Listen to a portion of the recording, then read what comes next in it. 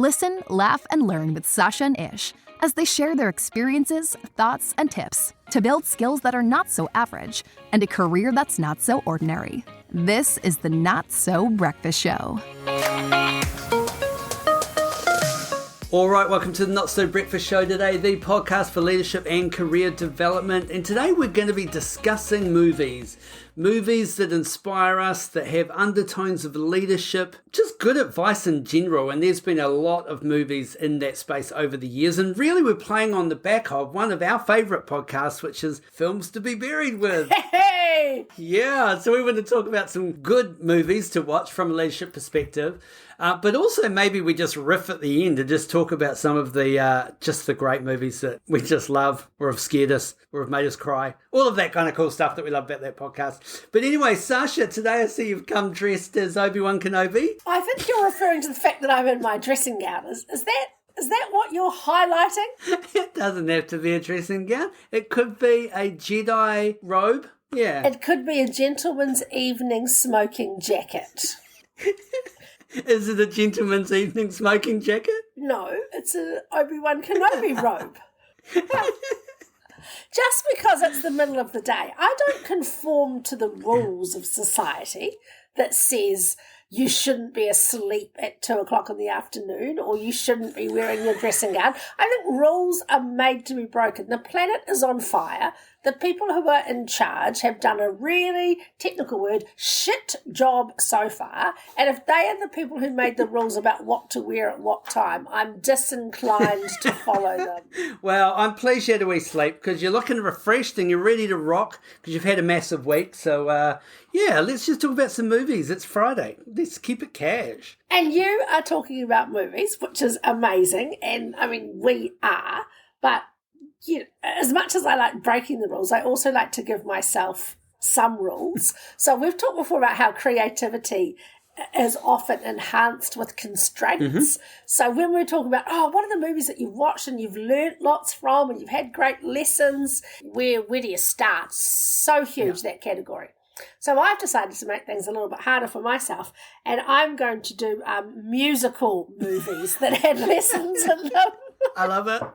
So all of my movies that have been important to me or that I have learnt stuff from include people randomly breaking into song, because why wouldn't you? Yeah, well, hey man, I love a good musical movie, so that's all good. But why don't we start off with our first one, and that's going to be The Pursuit of Happiness.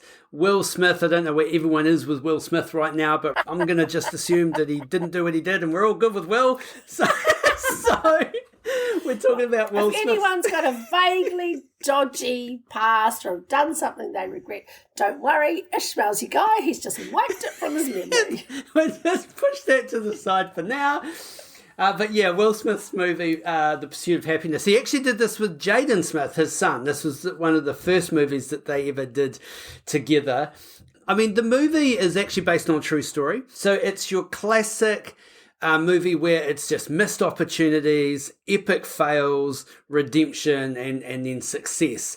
And really, the character that Will Smith is playing, him and his wife have invested their entire life savings into buying all these medical devices. Well, they've kind of bought into the company that's making these medical devices, and he's in charge of selling them.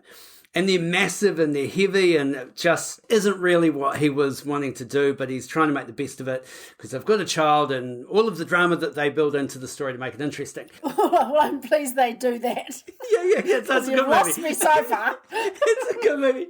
But then, so he's trying to go from sales meeting to sales meeting, and on the way, he just sees this guy step out of a Ferrari, and he just goes up to him and goes, "What do you do?" And he says, "I'm a stockbroker." And he's like, "What is that? And how do you make that kind of money to own a car like that? You must have gone to college and have university degrees." And goes, "No, I haven't got anything like that."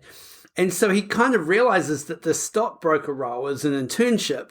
And basically, if you get an internship, you can learn how to be a stockbroker and basically earn a lot of money. So that's kind of the premise for the movie. And this guy sets him up a job interview, and he actually does really well in it, but he's just not ready for the opportunity at the time. And then life just starts unraveling. The wife leaves, they lose their home, the son and the dad are homeless at one point. In fact, one scene that's like full on where they're in the public toilets, they've locked themselves in the cubicle, there's a fight going on outside, and they're just trying to sleep in there to stay dry. So it's very much a down and out, nothing's going right, and then this guy just pulls it back, and he role models to his kid that you can do anything, don't worry about what's happening right now, we've got this. So yeah, really, really powerful movie. Does he make it in the end? Does he get rich, or does he get... Oh yes, so it Sorry, loops... is that a spoiler? No, it loops back on itself. So the original kind of guy that interviews him, and he does really like, but isn't ready for the opportunity, he then goes back and he's in a suit and he's stepped up and he's done some study and he gets the role and success. But you don't really see it climb to success. He just gets the internship, and there's actually a scene at the end where he walks out into the crowd and it's just full of people in suits, and you can see the emotion on his face, and no one in that crowd would ever know that this guy's just changed his entire direction of his life, right? And then the movie ends. So yeah, it's a pretty cool one. I really did like it. So if you haven't seen it, definitely one for your watch list. What did you take from it? What was the message? What did you learn? So it's the whole determination thing. One, that you just want to make your life better, and taking responsibility for that, and just realizing that your current circumstance that you're in does not have to be your end game for that circumstance. You can choose where you want to be. Now, obviously, there's some privilege within that, and it's easier for some. However, just recognizing that when you're down and out, there is opportunity there if you can focus and you can find it. So that's really, I guess, what the message of the story is. But also the role modeling to your kids part. Like he never wanted his kid to not think that he wasn't going to be successful. Yeah, I haven't seen it. And what I love is because I haven't seen it, it's almost like you could say, don't go and sell medical equipment that helps people and instead be a stockbroker. It's like, you know how if you haven't seen it and you just see the bare bones of it, you're like going, what's the message? It's like stockbroking, good. And so that's why it's really good that you explain, the point is, here's this guy who's, we love those redemptive arcs, right? Those stories where people hit hard times and they persevere and they get through. And I think it's always inspiring to watch those stories. My first one in the musical genre, if I may permitted to go first, it's also the greatest movie of all time. So it's nice that it fills that niche. And really, it's about destroying Nazis, fleeing Nazi Austria. It's the sound of music. It is the sound of music.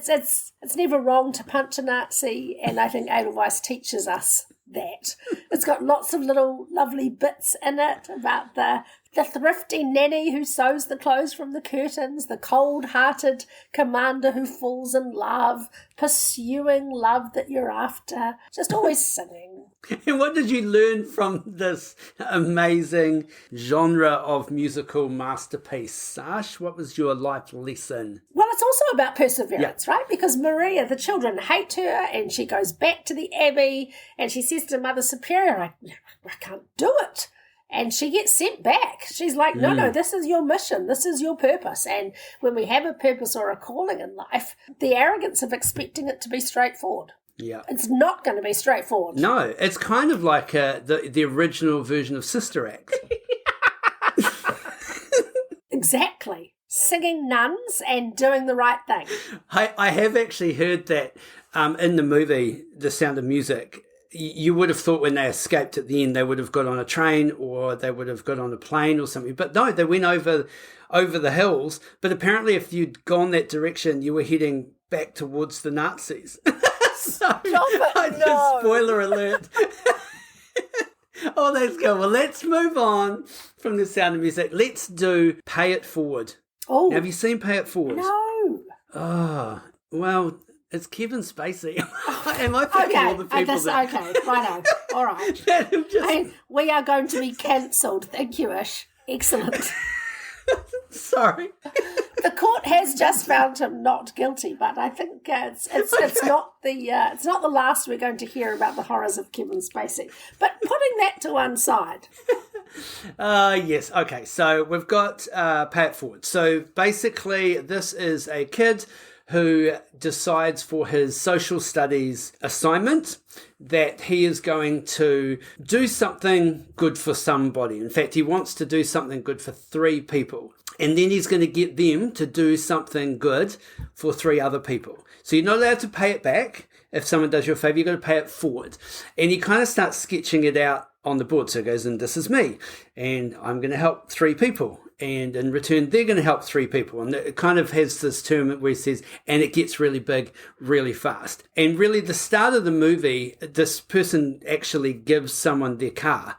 And they're going, what are you doing? Why are you giving me your car? And he said, well, it's a long story. But anyway, the person who got the car was a reporter, and he starts unpacking all of these things all the way back and traces it right back to this kid. So it's a pretty cool movie around doing good for other people, not expecting anything in return, and then passing that on. Good karma, putting stuff out into the universe. And it's the ripples, right? That you can impact a few people who impact a few people who impact a few people.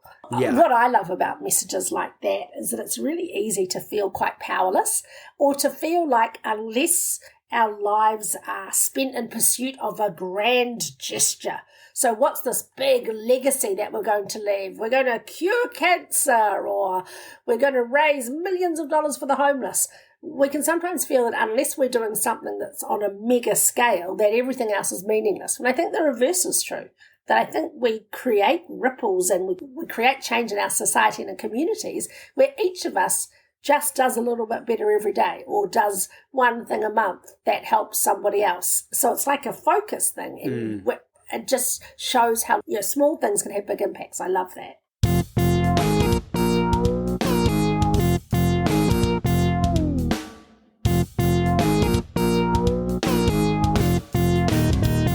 All right, you got another musical, Sash? Well, yes, of course. You may have heard the Baz Luhrmann trilogy. So it started with Romeo and Juliet, then maybe it started with Strictly Ballroom, and Romeo and Juliet was second, and then Moulin Rouge was third. So he has this 3 series of musicals that are amazing. And in each of them, music is a huge part of it. The soundtracks are important. They're not musicals as such, but they're musicals that they're movies, but music plays a really important part. And what I love about Moulin Rouge is you've got the Ewan McGregor character who's just going to Paris in the early 20s, and he's just desperate for love and truth and happiness, and he's in with all these artisans. And I think it's inspiring because it's a love story, and it's about finding love and being true to yourself despite a lack of wealth or a lack of riches. But this idea that we just don't have to live the lives that our parents intended for us. So he kind of leaves his Scottish heritage, and his dad says, why are you wasting your time with this ridiculous notion of love? And he says, I'm a poet and I want to write. I think there's something incredibly romantic, but also fulfilling about movies that show us other ways to live. As you know, we've just got back from spending some time overseas in Europe, and it's always staggering that there's a million different lives to be led. We don't have to just live the one that we're on right now. It's entirely possible to choose a new life. And to your point from the first movie, we're all just a few decisions away from recreating our reality all the time. And I think that's enormously inspiring. I love that idea that life could be different. All right, I'm going to hit you then with a movie, and this movie is from 2015. Oh. One of my favourite actresses, Jennifer Lawrence. Yes. Who is Hunger Games. Yes. But she did an epic movie called Joy. And this, again, was based on a true story. Well, it was a true story. And it's about a woman who invents a mop that is wonderful. Not the Wonder Mop, I don't think, but it is a mop that can just do all this stuff. You don't have to touch the end of it. You can twist it. You can do everything. And she basically ends up, through a series of events, putting it all on the line to sell live on one of those infomercial television networks in America, right? Like the shopping channel type thing. Yeah. And the first time that she kind of even gets the opportunity, they say, look, well, you give us the mop, you need to supply us with all these units and guarantee it, and then we're going to get our guy to sell it. And it was one of their salespeople. And It was awful. He basically is trying to work it. It's slopping everywhere. He breaks it live on TV. And of course, just complete disaster. And then finally she gets another opportunity, but she gets to do it herself. And so she gets on there and the lights are on and it's Bradley Cooper's actually the producer. And she just freezes. And he's like, say something. You've got to say something, at least say the number of the purchase. And then suddenly it just clicks in for her and she goes, man, I've been working my whole life for this moment, and suddenly just puts the chocolate sauce on the floor, puts some baby food down, starts mopping it up, starts wringing it out, and the sales just start coming in. She's at like 29,000 sales and it just keeps going up and up and up. She goes, I haven't even told you, the income's off, you put it in the washing machine. So yeah, just this amazing moment, and then she kind of creates this massive empire off the back of it. I love it, and I've never heard of it. Oh, wow. Where have I been living? Because I know that Jennifer Lawrence and Bradley Cooper have done a couple of movies together. But I didn't know that was one of them. So I've written that down. Yes. Was her name Joy? Her name was Joy, yeah. I'm trying to remember back to 2015. Again, I'm sorry to put you on the spot with my fact checks, but seeing as you told me that the Von Trapps travelled towards the Nazis, I am now going to make sure that you are fully across all the movies you're promoting today. Okay, musical. You got another one? Oh, yes. So, In the Heights. So, Lin-Manuel Miranda, we all know him as the creator of Hamilton, yes, which, amazing rap, etc. So, before he did Hamilton, he wrote a show called In the Heights, and it was an off-Broadway show, went to Broadway, and then maybe it did, maybe it didn't. Fact check me later on that one. But it got turned into a movie, and some of the guys who were in Hamilton also got cast into In the Heights.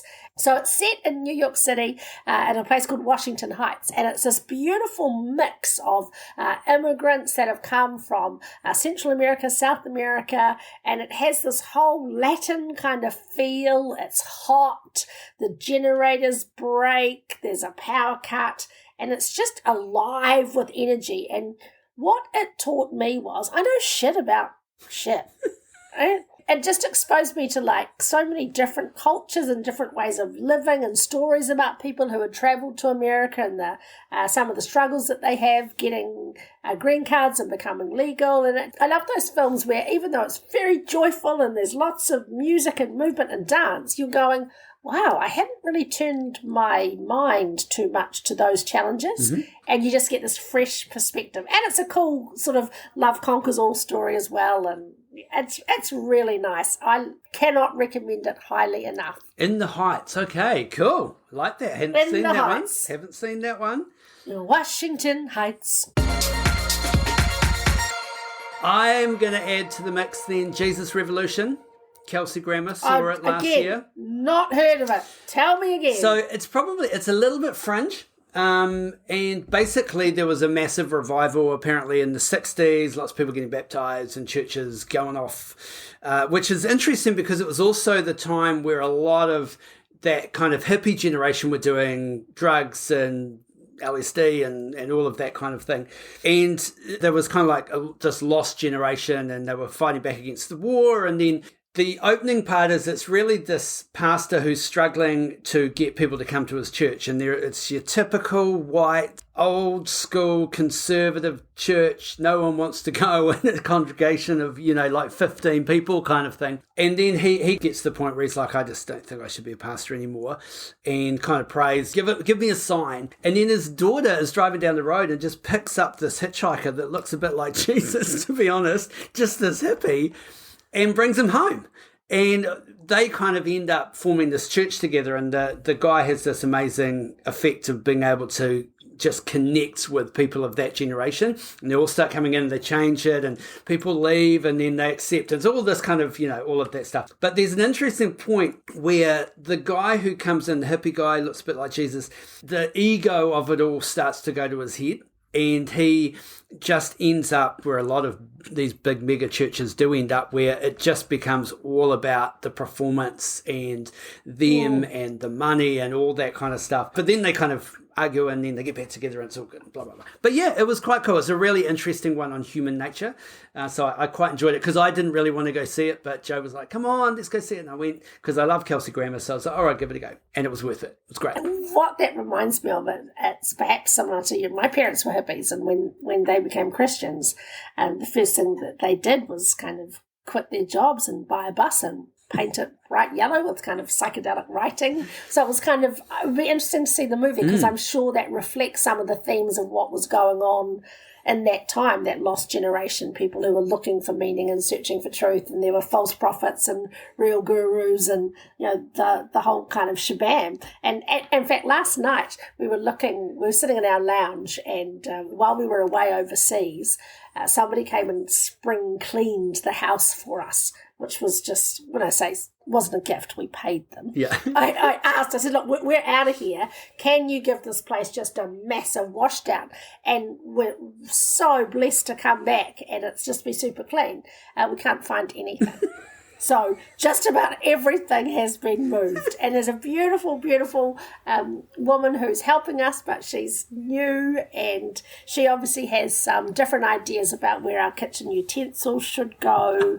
She's got different ideas about when things ought to be stored. So in our lounge room now, when you look at our TV, right next to our TV, there's a collection of dolls on the shelf.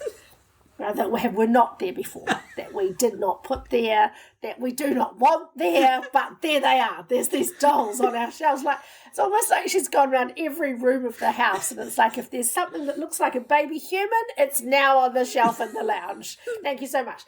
One of them was this freaky-looking thing, and Chris said, what is that doll doing there? I said, well, that's the first question. I don't know. Then he said, where's that doll even from? I said, well, that doll is from Russia. And my dad bought that doll for me when I was 7 years old. And he went to Russia in 1980 because Russia was communist then, it was closed. And so he led a team of Christians who smuggled Bibles into Russia because it was open because of the Moscow Olympics. And he bought me this doll. So she's a little bit worse for wear. And she's up now, elevated onto the shelf, this Russian doll. And I was saying to Chris, I think we're going to keep it there. I think that doll is going to stay because it's such a reminder of a time. If you think about the things that we've been talking about, mum and dad, they took a risk. They gave up their job. They did something they believed in. They broke all the rules. They kept trying. They wanted to be good examples for their kids. They had adventures. They were part of this whole counterculture revolution. And so when I look at that doll, it's kind of a symbol of all of that. I mean, Dad tells great stories about being questioned by the KGB, just the crazy atmosphere in communist Russia and being on edge. I mean, it's like a movie itself. Wow. We should get him on. Yeah, We'll talk to Dad one day about those stories. But for now, the doll is next to the TV. You should make it like Elf on the Shelf and start moving it around and just freaking Chris out in the shower. We'll be right back. If there was one skill that could double your income, advance your career, and increase your ability to influence, it is the skill of presenting. Whether it's on stage, in the boardroom, or at a job interview, the 30-Minute Presenter program will help take you to the next level. So check out our Instagram page, click the link in the bio, and get started on the 30-Minute Presenter program.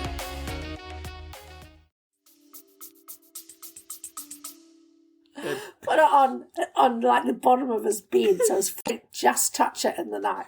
Perfect. All right, have you got another musical, Sash? I know you've got a couple more leadership ones that I actually have seen. Okay, so why don't we do Erin Brockovich, the Tell us great about Julia Erin Brockovich. Roberts. So basically, oh man, do you know? I've forgotten that. I do. Okay. I do. Okay. Hey, you can't edit this out. This is your moment of truth. just went You've written a completely name blank. down. So she's the woman who lived in the town and their water was being contaminated. That's it, yeah. And so the authorities were doing nothing about it, and she did all this research, and then she went in and she was taking it to court, and the fancy lawyers wanted to take over because it needed a fancy lawyer. And there's that classic scene in the boardroom when they say, you don't know enough about this, and then she rattles off all of the people and the complaints that they've had and the medical issues that and she gets some respect, and away she goes. And of course that's a true story as well. Erin Brockovich is a real person. And when there's a movie about my life, because I've done things like saved an entire town, I want Julia Roberts to play me. Yes, I think that would be a great similarities. Match. Yep, I can see it happening. Who's going to play you, Ish? Who was the guy that played Ken in the Barbie movie? Yeah, Ryan Gosling. Yeah, I see I'm going for Ryan Gosling. Yeah. Is that a... Practically twins. Practically twins.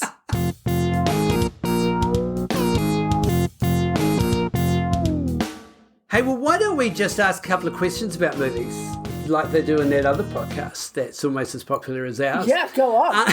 Go. Okay. What's the movie that has scared you the most, Sash? So I have this really distinct childhood memory of seeing a movie that was called something like The Man Behind the Iron Mask. Mm-hmm. And it must have just been a standard drama movie, but my parents took me to it when I was a kid.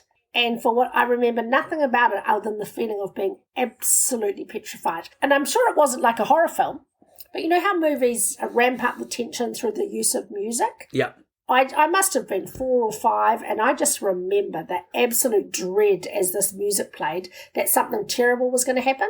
And the second movie that completely traumatized me was one I saw at Sunday school. So similar kind of idea. It was actually Sunday school at a church camp. Yeah. And in this movie, I don't even like animals, but in this movie, this kitten was in the boot of a car that was being crushed. Oh. So there was this suspense. Yeah.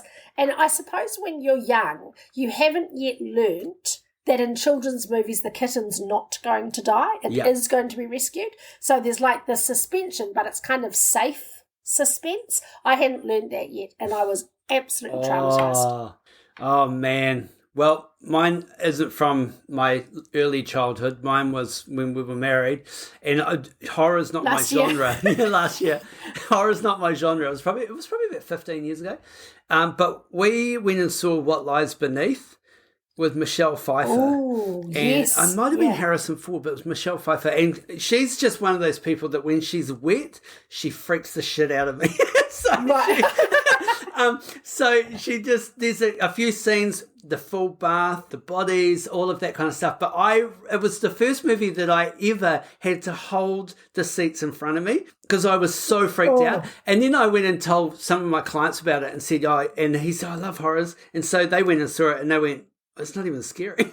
And I was like, it was traumatizing. Like I kept walking into our bathroom expecting the water to be really, really full to the top. So yeah, What Lies Beneath. And there's a difference too between horror and suspense. Yeah. Right? I often don't do well with suspense.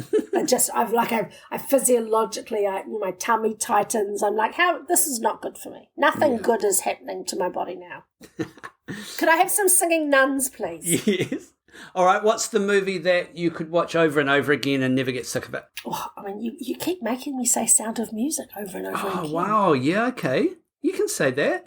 I can also tell you for free that the musical that I love the most, that I could watch over and over again, is Grease. Grease has the best songs ever. It has a terrible morality tale because she becomes bad at the end. It's like, no, Sandy, don't become a smoking hot totty girl. But as soon as that first, I reckon that the opening credits of Grease, when that first chord plays, like it's so known and memorable, everyone, even just from hearing my will know what I'm talking about. When that hits, I'm like, inject that into my veins. That is some good shit. Oh, that's good. What about you? What do you love? So Love Actually would be the one I can watch over and over and over again. Yes. Yeah. But if it was a musical, it would be Greatest Showman. I really enjoyed The Greatest Showman. But probably Love Actually would be my answer to that. We get to watch it every Christmas, which is kind of nice. They just serve it up to us on TV. And we went and saw it live with the orchestra, which was pretty cool. Yeah. Very cool. What's the movie that's just a little bit fringe, that a lot of people might not know, but it's one of your favourite movies. Have you got anything like that? Sunshine Cleaning. Oh, okay. Have you seen Sunshine Cleaning? I have not. Okay, so Amy Adams, she's down on her luck. She is working in a friend's shop that sells chemicals and stuff, and she realises that people who are cleaning up biohazard sites are making really good money. Right. So she sets herself up to do that. And it's kind of the story of her son and her dad and her sister, but juxtaposed in all of that, she's going to crime scenes and cleaning them. She's going to terrible houses where people have hoarded and then died having not left their bed for 20 years. So it's this really kind of gritty film, but then at the same time, there's all these little subplots. And one of the subplots that I loved when you were talking about The Pursuit of Happiness is her dad's a trader, so he's just always looking for angles. So some guy sells him from the boot of a car prawns, live prawns. And all he has to do is find some restaurants to sell them. So he brings them home and puts them in their bath. So you want to talk about horrors in the bathroom. There's prawns in the bath. And, of course, it turns out that over the next few days he cannot find any restaurants for the prawns. So the prawns just go off in the bath. And so it's this really quirky but really cute movie. Oh, that's cool. That's cool. What's your one like that? Keeping Mum. Oh. So Rowan Atkinson. Yes. And he is a priest in this little wee town called, I think, Little Wallop. I think it's the name of the town. It's Maggie Smith. Yeah. Oh, it's all coming back to me go. now. Maggie Smith. Patrick Swayze's in it. And basically the priest and his wife, they don't have the most exciting marriage. And then she kind of starts falling for the golf instructor. And anyway, then this lady turns up that's kind of like this long lost auntie. And just stuff starts happening. There's this dog that just barks every night that keeps him up. And then one night that dog stops barking. And then it's like, whoop. And then the golf instructor disappears. And all of a sudden, and so this lady is basically, she is related to them, but she's like a kind of like a serial killer, basically. But it's so good. Like, it's just one of those ones that you just laugh the whole time. And there's a really good scene where Ryan Atkinson, he's all nervous. He's about to do his public speaking, and he's like the guest speaker at the priest event or whatever it's called. And he gets up there and he's going to speak about the mysterious ways of God. But he says, I want to talk about the mysterious ways of cod. And then he goes, I mean God. And then in the best recovery ever, he goes, I mean, I'm sure cod have mysterious ways, but they will have to have their own conference. And it's just the best because it's really, really funny. So yeah, I love that. I got my last one that I just want to pitch in here is, did you see the movie Yesterday? Yes. I love that. So the small-time musician who wakes up and everyone else in the world doesn't know the Beatles' back catalogue, doesn't know it exists. So he starts releasing Beatles songs. And he's got that flurry while he has to remember as many Beatles songs as he can. I loved that. Yeah, that was really good. It was super cool. Oh, cool. Well, that's been a great chat, reminiscing through movies and talking about leadership bangers. And I'm a big movie person. You're a big movie person. We love TV. And I think you can learn a lot from shows like that. But definitely the importance of feeding your mind with interesting stuff, wide stuff, motivational stuff, and not wet Michelle Pfeiffer because she's terrifying. You know what's super funny is that I don't watch anything without learning and reflecting and thinking about, what's my takeout from this? What's my life lesson? How does this apply for me? What would I do in those situations? So Chris, my husband, just so objects to the way that I personalise stuff. So if in a movie there's a couple having an argument about something, he just looks at me, he's like, no, do not make this about us. Do not ask me what I would do in the same situation. I do not care. This is not about us. These are fictional people. It's just a movie. I'm like, yeah, but isn't it interesting? Didn't you notice that when she did that, that's a little bit sometimes when he's like, no. So not everyone wants to reflect about how we would act in those same situations.